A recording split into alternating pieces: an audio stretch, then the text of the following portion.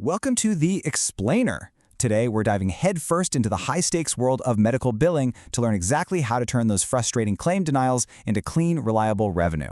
But before we get started, make sure to like, share, and subscribe to Decode Healthcare with Harshal. Right now, with payer margins tightening and audit rules getting stricter by the day, revenue cycle management, or RCM, is a massive headache for healthcare practices.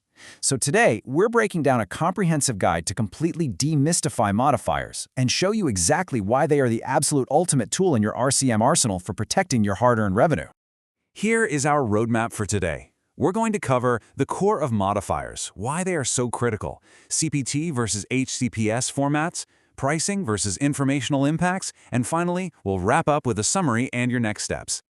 Okay, Section 1, the core of modifiers, what they are, and how they work. Let's lay that groundwork.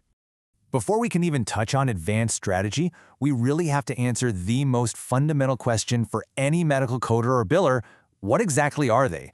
Now, I know it sounds basic, but you'd be shocked at how often a tiny misunderstanding of this fundamental concept leads to literally thousands of dollars in lost revenue.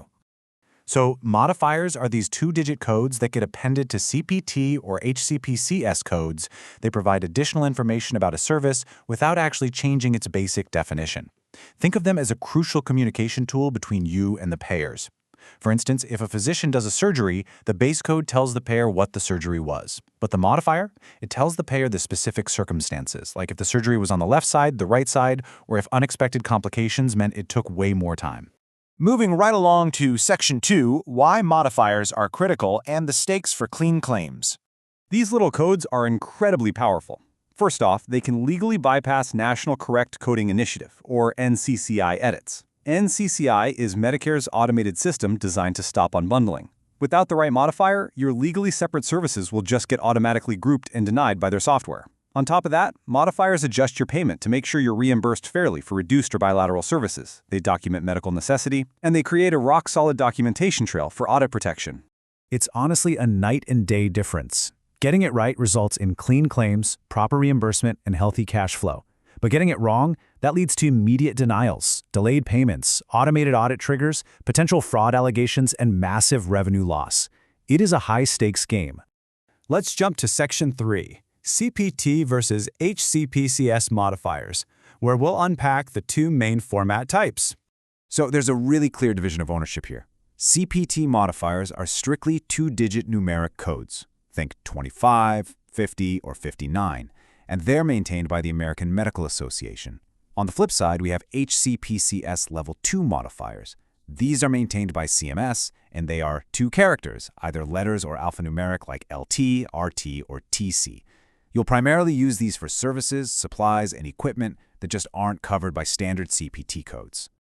All right, Section 4, pricing versus informational modifiers and their direct financial impact. This is where the math happens. Pricing modifiers actually altered the reimbursement calculation entirely, like 50 for a bilateral service or 52 for a reduced one. Informational modifiers, however, like 59 for distinct services, provide vital background info to bypass edits or track statistics. They don't typically change the base payment amount directly, but they are just as important. Let's look at pricing modifiers in the real world. If you correctly apply a modifier like 50 for a bilateral procedure, you are actively telling the payer to increase the reimbursement, typically up to 150% of the unilateral rate. So if your base rate is $1,000, a pending modifier 50 means you are rightfully claiming $1,500. Conversely, using modifier 52 tells them the service was reduced, which shrinks that payment. Informational modifiers work a bit differently. A modifier like 59 won't increase your base rate at all. What it does is prove a service was distinct and absolutely shouldn't be bundled.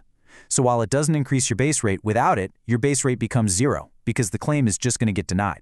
Finally, Section 5, Summary and Next Steps. Let's set the stage for Part 2.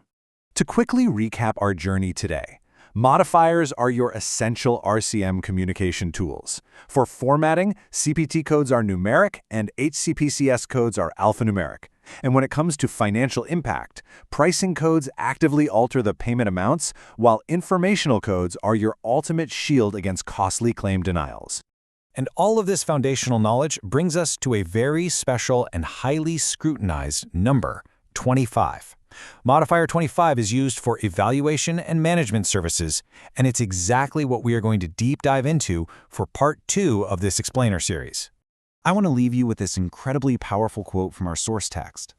Every modifier tells a story. Make sure your documentation tells that story clearly, completely, and compliantly. Your practice's financial health depends on your documentation reflecting the exact story of your patient care. But what happens when you append that highly scrutinized Modifier 25 incorrectly? Well, the automated audits can be devastating. We're going to uncover exactly how to bulletproof those E&M claims next time. Thanks so much for watching, and remember to like, share, and subscribe to Decode Healthcare with Harshal so you don't miss part 2.